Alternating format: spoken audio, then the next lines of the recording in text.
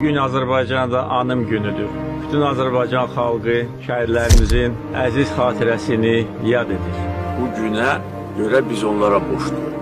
Bu həqiqətdir. Nə qədər dövlətin gücü olsa, nə qədər silahı olsa, nə qədər düzgün hərbi əməliyyatlar planlaşdırılsa da, qələbəni əldə edən əskərdir, zabitdir. O gedir. O sinəsini qabağa verir. O ölümə gedir. Və bayrağı da qaldıran odur. Onların qəhrəmanlığı heç vaxt silinməməlidir və silinməyəcək.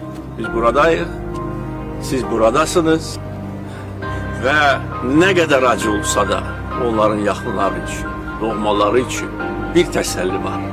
O da odur ki, onlar canlarını fəda edərək tarixi zəfər çalır.